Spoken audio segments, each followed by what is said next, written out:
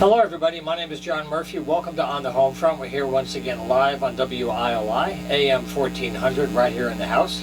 Also 95.3 digital FM. And we're also on YouTube. You might be watching us there. The radio station has a YouTube channel with all of our 5 to 6 p.m. shows with their own playlists. So in case you miss a live broadcast, you can catch us anytime on the internet on YouTube. And that's a way for our guests to get links to the show so they can also share their story with people in their networks as well to help publicize all the good work happening here in our community. Our program this week will be in two parts. For the second half, we're going to look at the arts at Eastern.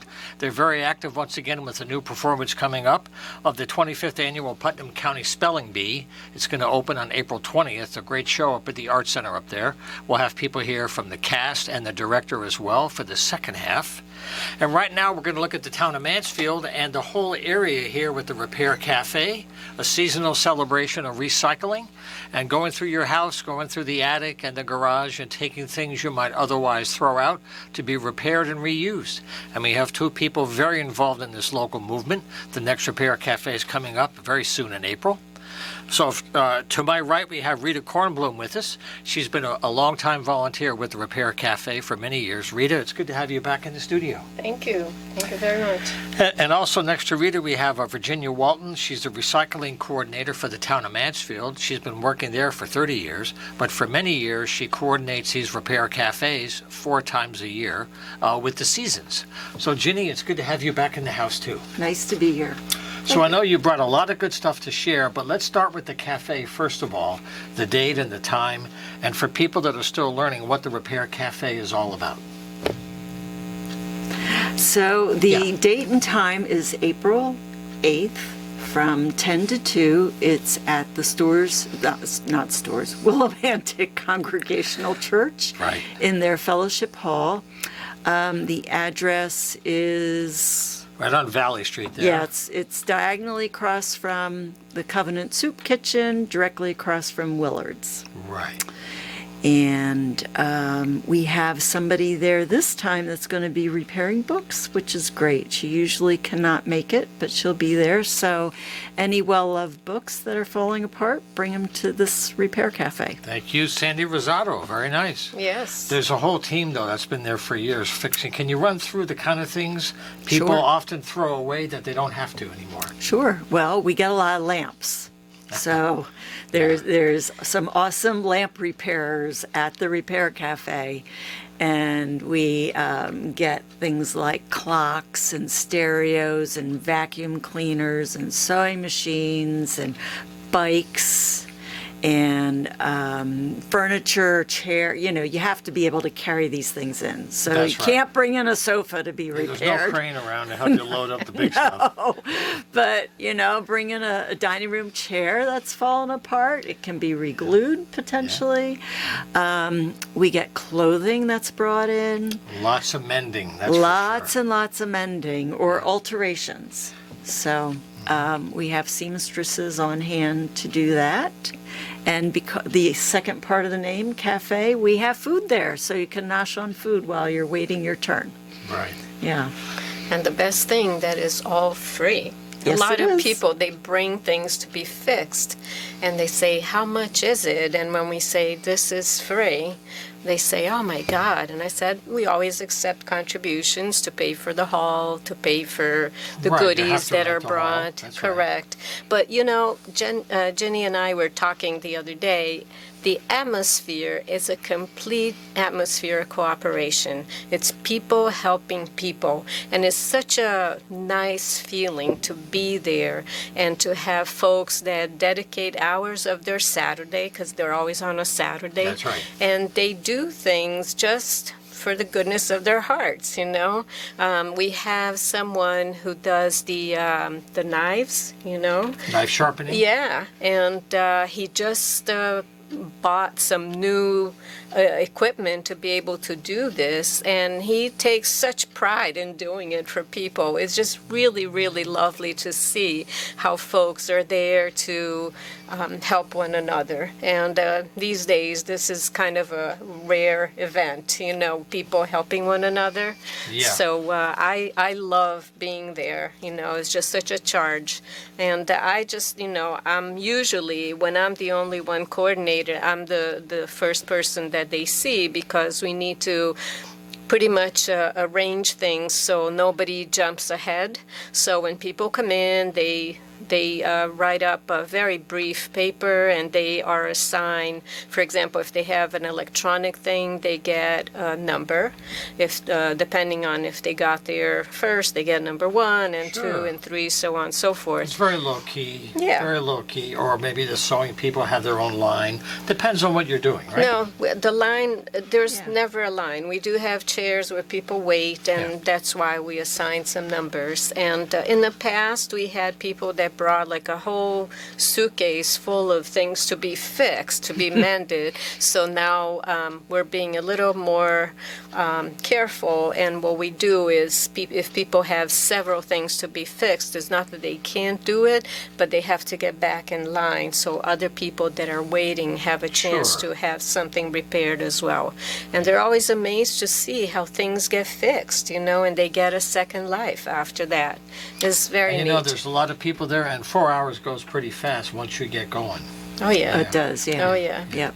Especially Now, this if whole you're- idea started in Europe, right? This has been going on for a long time, and some of the communities around here are still catching up on the idea of using their landfill more carefully, trying to preserve things to avoid, because we're so into disposal of everything these days.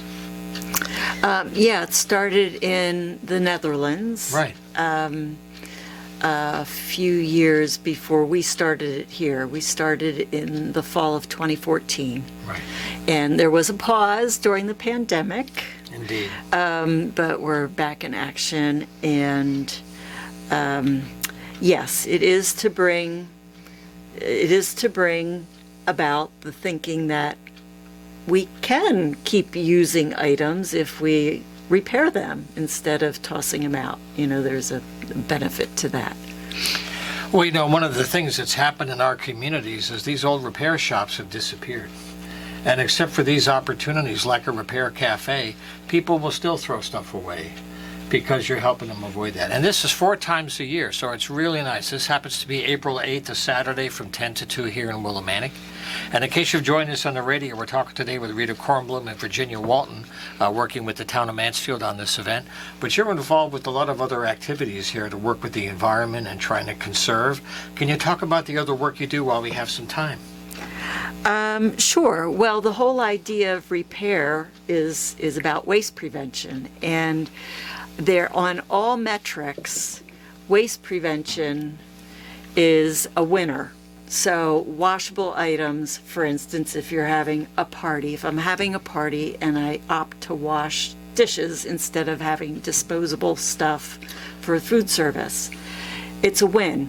For for water use, for greenhouse gas emissions, for resource extraction, even some people think, well, yeah, but if you're using a washable item, all that water you're using, well, it takes a lot of water to make products. We don't see that. That's all the preparation, you're right. But in the manufacturing and the mining of materials, there's a lot of energy, greenhouse gas emissions, resources used, electricity, pollution that's created. We see none of that. It's invisible to us consumers. So to use washable items is a huge win for the environment and for all of us. Greenhouse gas emissions it's significant. So recycling is good, but not nearly as good as reuse. So the Repair Cafe comes in line with that whole thinking that we want to prevent waste. We don't want to make it in the first place. So a way of doing that is repair items, is have reusable items in our life, buy things that are durable and can be repaired. In some states like Massachusetts, I know They've been working on a right to repair law. I don't know whether it's passed. I'm not up to date on that. Right to repair, huh? Yeah, for certain products like electronics, even automobiles to do home repairs. So, because a lot of these items, you can't get if you're a tinkerer, if you fix things, you can't get the information about the product. It's like considered proprietary, even if you own that item. So, right to repair laws are trying to open that up. So there can be an opportunity to repair and reuse. Yeah. I actually want to mention that this month there is a pilot project going on at the Mansfield transfer station. We have a member of the Solid Waste Advisory Committee who's also very good dealing with electronics. So he's going to be there every Saturday looking at electronic things that people bring that sometimes just need a little tweak and they're ready Fix to a be broken reused. wire. Correct. Right. And because he's knowledgeable in this area, he'll be able to judge if that can receive that tweak and then be put to good use again. So there will be a table, right, as people come in with electronic things, and he'll take a look. And then again, if it can be reused, that doesn't go into the disposable bins, but it will probably go to a household where people are not in a position to buy, for example, a boom box or something else that would be being, separate, disposed by someone. So this is for the month of April. We're going to see how it goes. And then hopefully, if we have good success with that, maybe that could be a feature that will be permanent at the transfer station. I wonder something. I know you two are very active in Mansfield trying to figure out town issues, but how often do towns share with neighboring towns ideas or any resources to kind of regionally think about things? Does that happen a lot, or are you really focused on the town and that's how each town is kind of its own place? I wondered about that. Well, there is Sustainable CT, which is a program for all municipalities in Connecticut to look at how they approach business within the town, and their definition of sustainability is very broad. It includes being economically sustainable. So are you able to retain businesses in your town? Arts and culture. Do you have a vibrant community of artists in your town? Is it equitable? Are you reaching out to those that may not necessarily be there at town meetings or serving on a committee? Are you reaching out to all members of the community and weighing in on what their needs are as well? Aside from the other sustainability things that you might think of, green power, energy efficiency, recycling, composting. So it's very broad, but Sustainable CT puts an emphasis on regional efforts. And most towns, as a town employee, I can tell you most towns do not work together regionally because our focus is on our town. Sure, your residents, your taxpayers using your revenues. I understand. Yeah, but there are some regional efforts, but it's Sustainable CT kind of is helping to usher more regional effort into the mix. Right. And So we have a few more minutes to go, though, with Ginny and Rita. You have a couple of other events you want to advance notice? Go ahead. During the month of April, we're also paying attention to a lot of the debris that people throw out their car windows and goes right into the road. It's amazing. I know what you Yes, mean. it is. Yeah, it is sad. So it's called, the Solid Waste Advisory Committee has decided that instead of just doing 1 week during the month of April, which is going to also have Earth Day, we're going to have April as the Rid Litter effort. So we encourage people to maybe adopt a piece of the road near where they live, and they can bring a bag, just a paper bag or whatever they want to bring, and if they want to, they can wear gloves and pick up the debris, including the little nips, which right now Connecticut gets 5 cents, right, for each nip that is thrown out the window. That's a new change, too. That's a new change. Yeah, that's purchased. And so wherever it's purchased, that nickel goes back to the municipality. Right. Yeah. Right. So all that junk in the road can really be nicely collected. Yeah. Absolutely. And then for those that choose to do that, they can bring it to the transfer station, and that would be at no cost, or they can leave it with if they have garbage pickup, they can leave it with their garbage, and it would be picked up that way during the month of April. So that's the Rid Litter month that we are doing. And I forgot the date, Jenny, but we're also doing something with the Mansfield Community Center. Yeah, Earth Day is April 22nd every year. That's right. And April 22nd happens to be on Saturday this year. So the community center is celebrating Earth Day, and it's also a family fun event. They have family fun events. So there's a variety of things going on from throughout the day, but from 12:30 to 3, there will be a few tables outside of the community center, one of which will be the Mansfield Elementary School Eco Action Team will be there to help with recycle sort. So if somebody has a question, does that get recycled or doesn't it? They're going to help with Trash or recycling, right? Yeah. The ultimate questions. Yeah, Good. yeah, and composting. They'll also have a compost sort. And then SWAC, the Solid Waste Advisory Committee, is having a teddy bear clinic. Yep. So bring your favorite stuffed toy that might be in need of repair, and the doctor, in the form of Rita, will be in. You saved a few last time around. I You did have. save a I few. have. Yeah. It was a lot of fun. And one of them was a whale, a blue whale. Do you Yes. remember that? Yeah. Yeah, the nice thing too is that this young man who brought the whale, not only he wanted to have it repaired, but also he wanted to learn how to do it. And I loved it. So I gave him a needle, and he did one area, I did another. And it was very nice. It was very nice. And then there was another younger child that said, my grandma gave me this, but it's falling apart. And I said, we'll take care of it. No problem. Yeah, wasn't that the one with the dog? The dog that chewed on it? Yes. Yeah, it was a monkey, right? One of the Yes. monkeys, sock monkeys, yeah. Some animals were harmed, in fact, in the case of that story. Yeah.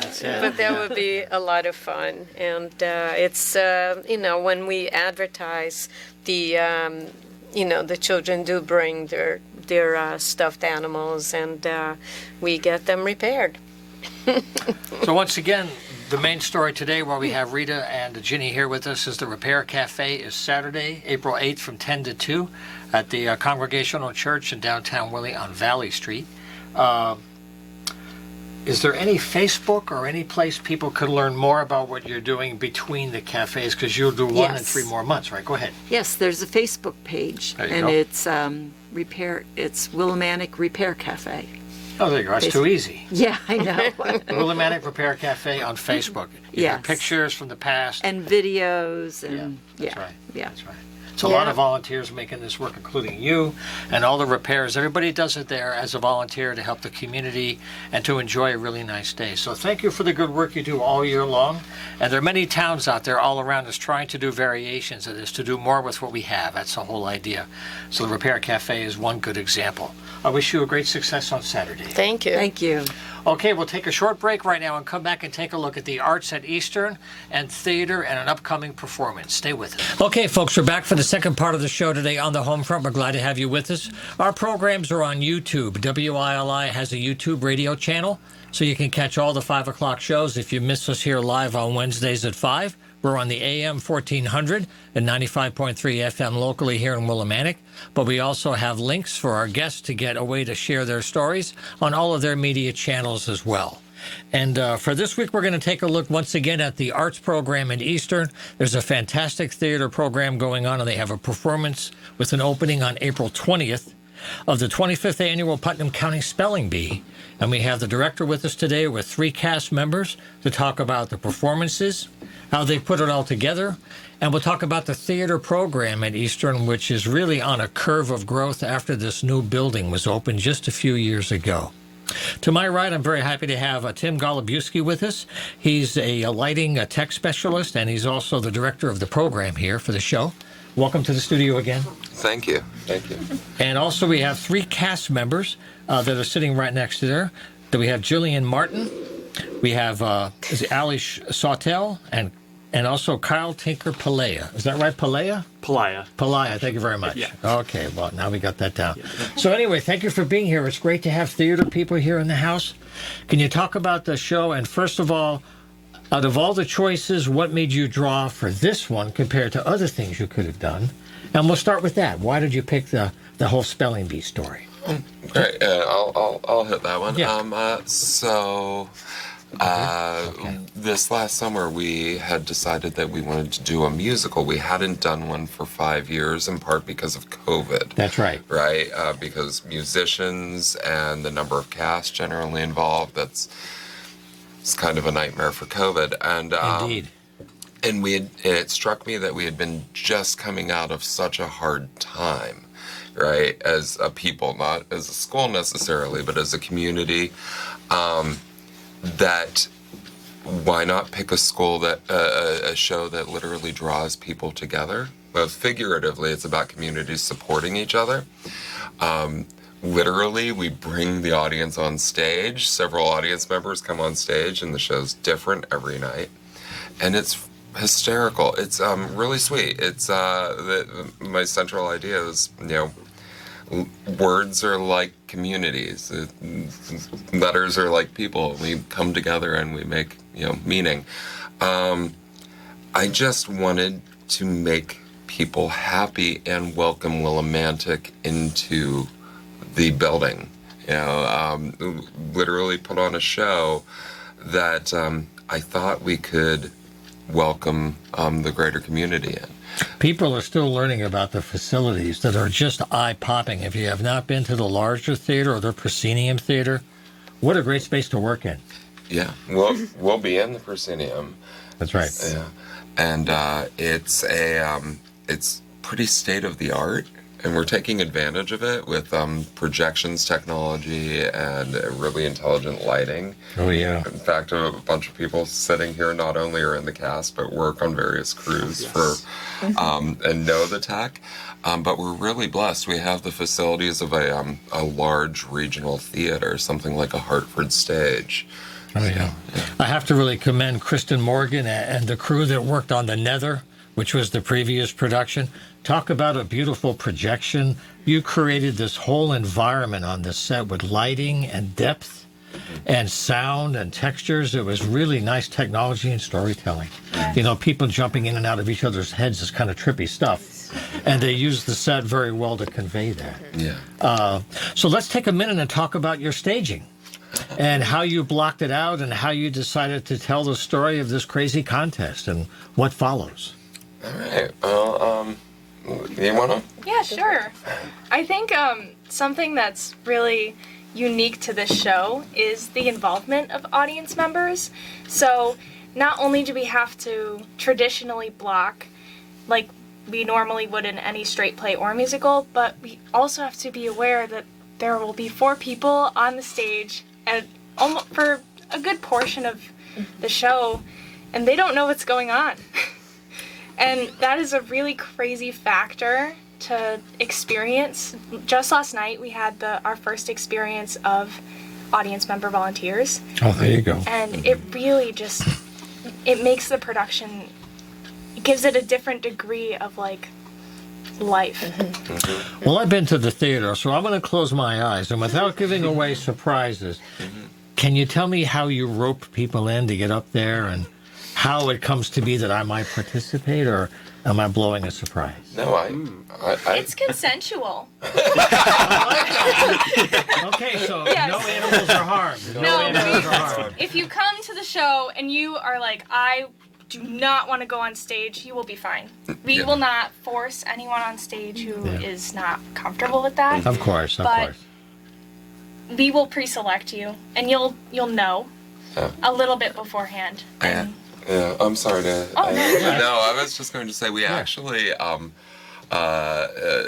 Sheila Rajoub, our events coordinator and publicity person, Yes. and I have met at great length to try to come up with a way to not just have people on stage, but have them be comfortable, so that we're able to pick people who want to have that experience. Sure. So, first of all, when people go online or call the box office for tickets, especially online, there's a questionnaire. You're linked to a questionnaire that asks you if you're interested. Oh, cool. And same thing if you would call in for tickets. And then secondly, if somehow you missed that, when you were there, we're actually printing out bee stickers that you can pop on and let people know that you're willing. And Very some nice. of our student assistant directors have been lucky to have two really great student assistant directors. Will also canvass the audience along with one of our stagehands as they're coming into the theater and say, basically, hey, do you like spelling? and then ask some questions of them. And then we convey the information backstage to the capable hands of Allison and her castmate Finn, who plays one of the other presenters. Right. And then these folks, Kyle and Jillian and the rest of the spellers, take really good care of them. So when we've been staging this, it's been a lot about like, okay, let's shepherd these folks. Let's never let them feel scared, and let's make sure that they know that we're always kind, never mean. So are they improvising their role in the contest, so they're kind of part of the show that way? This sounds like a lot of fun. Yeah, it's they're improvising to an extent, because there's all the rest of the shenanigans that are going on Yes. stage. We know that they might feel a little like weird just being dropped into the middle of everything, but our goal is to just create the fun environment so that they're encouraged to just let loose and Oh, yeah. be whatever kind of speller they want to be. I think that my best description of it would be to like be in a dream and completely aware of everything that's going on, but the other people, your little people that you're dreaming about, they don't know that you know. You know what I mean? Yeah. It's like the show's script is so unusual. It's different from any script that I've ever worked with in Fun. that there's an order of things that we have to hit to tell the story of the group that is on stage. But Kind of their narrative, whatever it their is, right? narrative, Right, all right. their story arcs, and it's a shockingly touching play for something that has some really daffy jokes. But it's set up with suggested breaks in the script, and it's like if you're we start off with 4 spellers, and it's like, oh, ideally you have 3 at this point. Ideally you have 1 at this point. We know when we have to get the last speller out so that the story can happen. But there is so much leeway. And as we discovered last night when our volunteer spellers got up and decided to join us for a chunk of choreography, a lot of things could happen. Yeah. So that's the fun. Every night is different. Every Yeah. night is The super chemistry different. could be totally different. Yeah, the chemistry, the spelling words, some of the bits, there are parts of the script where we've just played around and not even set them aside from what point B is. So it's super different every single night. So in case you've joined us, we're talking about performances of the 25th Annual Putnam County Spelling Bee. It opens April 20th at 5:30 with a special event, April 21st, 22nd, and 27th, 28th, and 29th. And it's all at the Proscenium Theater right on the campus here at Eastern. So before we were talking about some of the staging and the music, and we didn't quite finish that, with the kind of a story you have, can you talk about how you're trying to use your technology and your sound to add to the environment of the game, the space? Sure. I'm also advising the student lighting designer. I'm sorry to talk so much. Sure. It's a senior project. So in terms of lighting up there, we have this crazy amount of intelligent lights and LED technology. The light plot has something like 150 instruments in it, and I think Sam Orovitz, who's the lighting designer, has talked about 300 and some cues at this point. There's 6 moving lights like you get at a rock concert, and then Kristen Morgan, who directed The Nether, designed the set here and the projections. It's not a show that normally utilizes projections, but we're using them to add to the fun this time. It's very cheeky how we use the projections, and in fact, early on there's a gag about us being in a high-tech gymnasium, essentially, and it's very different from The Nether. Yeah, it's very. But 5 projectors and 3 surfaces. Yeah. Plus, it's one of The Nether had been our largest post-pandemic set. This is larger than that. Wow. Yeah. So poor Jason Wadecki, our technical director. The stage would be really full. Stage would be pretty packed. Yeah. She's gonna be full. Yeah. Yeah.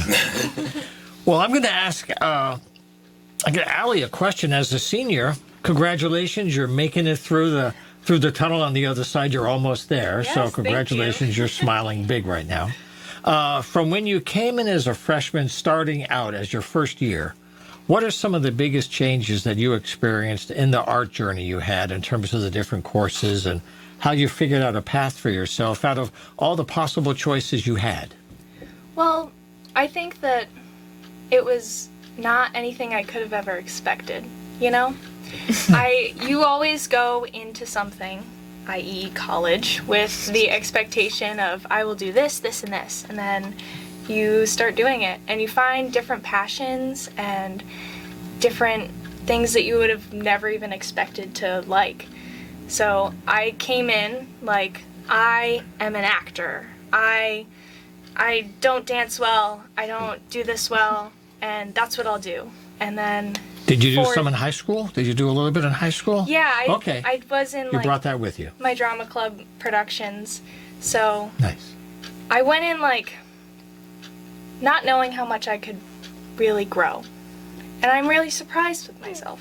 And I think that anyone going into college can really hopefully look back and see how much they've grown, especially now since like going through COVID and not having a musical for 4 years. Yeah. And finally being a part of it and being like, wow, it would have been so different if I was a sophomore or freshman when this had happened. So I'm really grateful. Yeah. Nice. It's so cute. Now for Kyle and for Jillian, you're on the kind of on the other side for second year. What is your sense of the school and how it's helping you find your way now? When you have a few more years ahead of you, what kind of thoughts do you have about technology and the kind of technical things you want to learn that are going to help you prepare for work in the field in some way? It could be management, it could be performance, it could be staffing technology, right? You're experimenting in all those things right now. So how does that work for you? You want to hit that first? Oh. Or I don't care. All right, I got that. I talked about. Yeah. So like I said, I'm a junior right now, but I've planned it out, so I'll be taking 9 semesters just with how the spacing like worked out. And yeah, I didn't come into Eastern expecting to join the theater program because I did a whole bunch in high school, and I kind of just like I loved it and I knew I loved it, but I kind of just wanted to. I guess I wanted to leave it at the door, kind of, which was, you know, the wrong choice as I came to find out.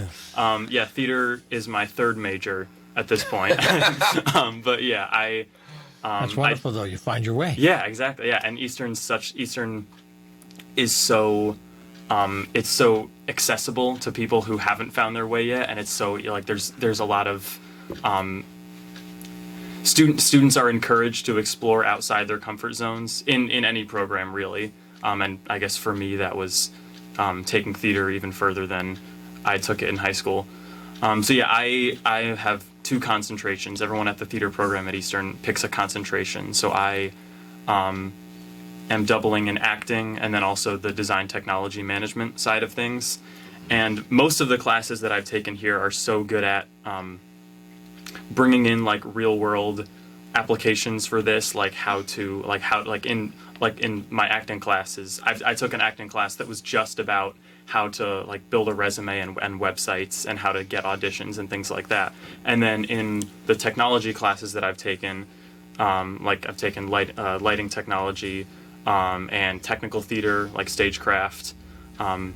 It's teaching like skills that you can easily just transfer to any discipline, not necessarily theater. Like actually, right before this, I was just in computer aided drafting There you go. class taught by Tim, and we were that skill. It's something that you can put that on a resume and go to anybody and say like, hey, I know how to use this program. Because you're telling stories, and any kind of work you do, you're telling Exactly. stories Yeah, in some yeah, way. yeah. Your package information is a story, Right. Yeah. Right. right? In the form of lights or anything. Really. Sound, in the case of sound, images. Yeah. And so, Jillian, how about for you? Well, You're smiling a lot, by the way. You look, that's good. I just, it's my personality. It's kind of interesting for me because I came from a high school that didn't have an arts program, so all my theater was community-based theater where I didn't have any opportunities to do anything other than like you pay money, you audition, you're in the show type thing. Like that was basically it. So like I didn't really have any opportunities. I was never properly like taught anything, like taught how to sing, taught how to act. Like we never did any of that. It was simply just do it and like do it type thing. Like we didn't choose our own audition monologues. They gave us stuff to do. So coming to Eastern, I was so caught off guard by how different everything was. Like my theater didn't even have a stage manager, and the stage manager who calls all the cues. And I'm like, what's a stage manager? Like I didn't know any of it. Wow. But I knew that I wanted to still like major. I knew that I still wanted to like do a lot of the tech stuff. Yeah, beginner's So- mind, right? Yeah, so I'm like, well, I'm just a clean slate. Throw me wherever, I'll learn how to do something, basically. So I was able to get involved in lighting work with Tim, like, right away, because I was taking a class of his, and he was like, hey, extra credit, do some lighting stuff. And I'm like, okay. Signed up, and I've now done, like, 70 hours worth of it, because I just really love doing it, and it's just Really really good. fun.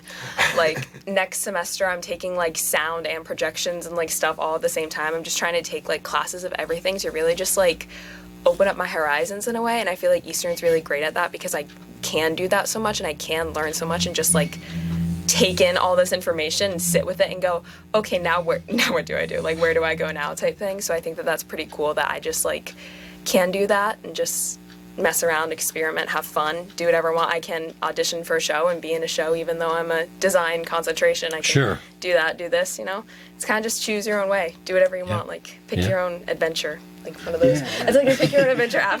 Yeah. You're kind of making as many of your own connections as you can, right, for Yeah. your own path. And maybe we could ask Tim, how do faculty do the same thing at your level with collaboration or crossing academic lines between course content and assignments versus applying things, between colleagues, that kind of stuff? Oh, between colleagues. Yeah. Interesting. So, I mean, it's a theater program is kind of a unique thing, right? Because not only any academic program, it's like going to a never-ending Thanksgiving dinner, right? Because as soon as folks are tenured, you're like, all right, we're here through dessert. But in the theater program, we regularly collaborate in different combinations because it's a field with so many different specialties.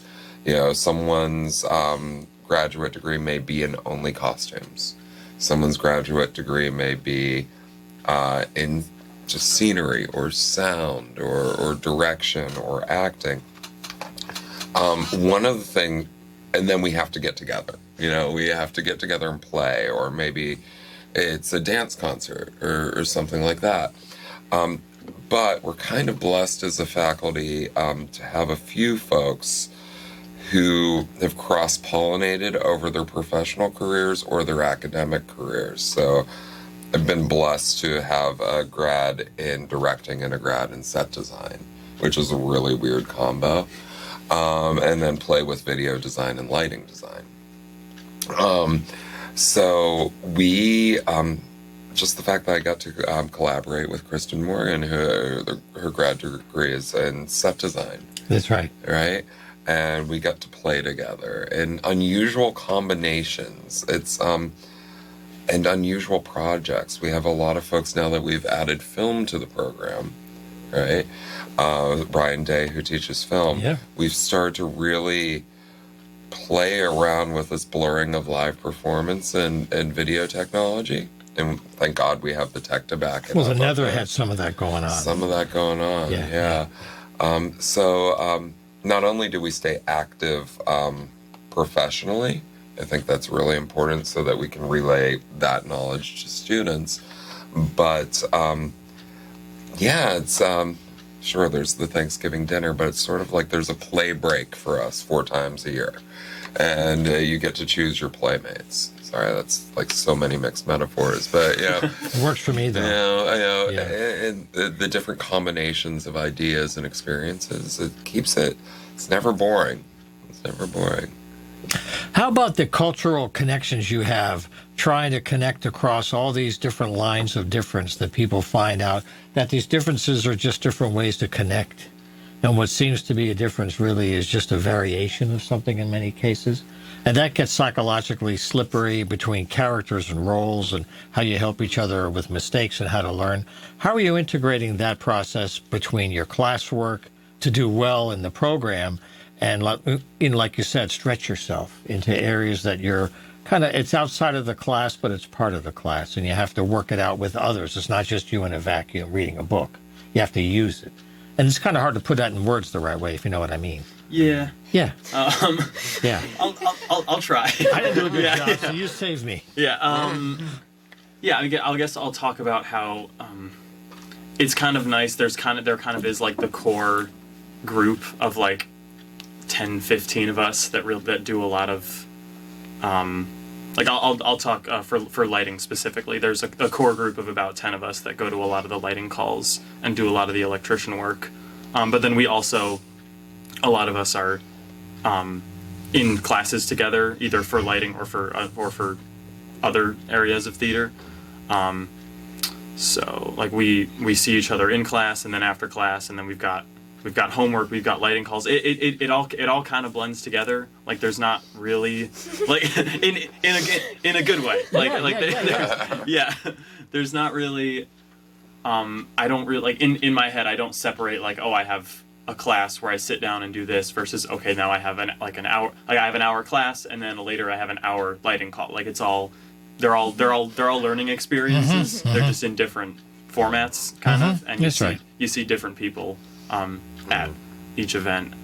But yeah, I will say it's cool. One of the nice things about doing a musical is that we've brought in there are several non-majors involved that we wouldn't see in our building otherwise, right? You mentioned that also with some of the casting for the Nether. People were in that were kind of new to the whole thing. Mm-hmm. Yeah. So not only welcoming an audience that's different, but playing with our friends that don't always live in our building. Yeah, I think it's great, and I think storytelling on stage is all about, when you boil it down, difference and how people either navigate those differences or do not. Oh yeah. Depending on the genre. In this case, it's a navigate differences and support each other. But yeah. That's a historic classic space that goes way, way back. Way back. Way back indeed. Yeah. Did you have a thought about that too, for how it plays for you? Looking back on your time, you've had a few years now. You're ready to move to the next steps, whatever they're going to be for you. What do you take with you? I think Eastern does a great job, especially in the acting and movement classes, of creating a community. J.J. Cobb, the acting professor, in her syllabus every year, in big bold letters, is theater is community. And at first, like freshman year, I was like, oh, okay. And like it's true though. It's really great how collaborative the whole performance process is. There's nothing quite like that I've experienced. I mean, going through COVID and everything, where everyone is so separate. Oh, sure. Yeah. It's so refreshing to be back in a space where everyone is a community with a common goal. And I think that's one of the things that brings people together in theater, is that you all have to work together, despite any differences you might have. Oh, yeah. The show must go on. It's a true collective. That's right. Yeah. Yeah, everybody's just so like supportive of each other, and they're always there for each other. Like they help out with everything. Like the people who I was in a class with last semester, I'm no longer in classes with, but we'll still run into each other, say hi, get lunch together. That's nice. It's like, That's right. we all like we're all going to each other's shows. We're all supporting them. We're all encouraging them. It's a constant working together. It's a constant bouncing ideas off each other. It's a constant like give and take when it comes to just creating stuff. And Yeah, just hanging out. the peer support in the department is insane, and it's Yes. so nice. Yeah, 'cause, like I'll be talking to people, like I'm at the point in my at my point in college where I'm starting to move into like some smaller tech leadership positions, and then eventually working my way up the ladder. But I have some friends who have already held some leadership positions, and I have some friends who are a little further like towards the beginning of their path, but like I can go to them and be like, hey, I'm starting this and this project next year, and they'll be like, oh, I did something similar to that last year, I can help you out with that. Or in like my friends who are in the acting concentration, I'll be like, hey, what's your plans for next year? Are you doing this and this? I'll be like, oh, I'm auditioning for these shows here, and then I have an internship lined up outside of school, and that's like, oh, that's great. And then we can exchange resumes and like work on that together, and like they'll if they have like, I've had some friends who have taken some workshops at other like programs and festivals, and they like can forward that information, things like it's so helpful to have like such a strong network this early on in our professional careers, because it's like in theater especially, and just entertainment, it's so much about it. So much of it is who you know, and like what, and like the connections you can have with those people, and it's great to have that so early. And because you're working with your own skin, it's so intimate and personal that you're putting yourself out in a way that other kinds of work do not. They have their risks, but not at the level that you're working at with the body and the mind together. So this is really great to see you learning this now. This is a lifelong journey. You're mapping it out now before you even leave the place, which is great to see. The faculty love that, because when you leave after 4 years, they know, well, you got the keys to the car and you're going to go for a ride. Exactly, yeah. You're going to go for a ride, right? That's it. So let's close out. I've got a couple of minutes that I want to mention again. The 25th Annual Putnam County Spelling Bee opens April 20th. April 20th to the 23rd, and the 27th to the 30th, evenings at 7:30. There'll be 4 p.m. Matinees, 23rd and 30th. Call the box office and let Sheila know that you want to perform and get in the cast. Please. Load it up, okay? Be crazy with them. Yeah. You want to call 456-5123, right? The box office? That is correct. 456-5123. That's for the show anytime, or use email theaterboxoffice@easternct.edu. If you want to get involved, they'd love to have you join the cast. Check it out. It'd be a lot of fun. And I wish you a great success. I look forward to seeing the work you do next year, Tim, as well. Bless you. Thank you for having us on. I really appreciate it. Yeah, thank you. Thank you so much. Take care of yourselves. It's really great to have you here. All righty. Well, that's it for this week here on the Homefront. We'll see you next week for another edition. Until then, we'll see you. Take care.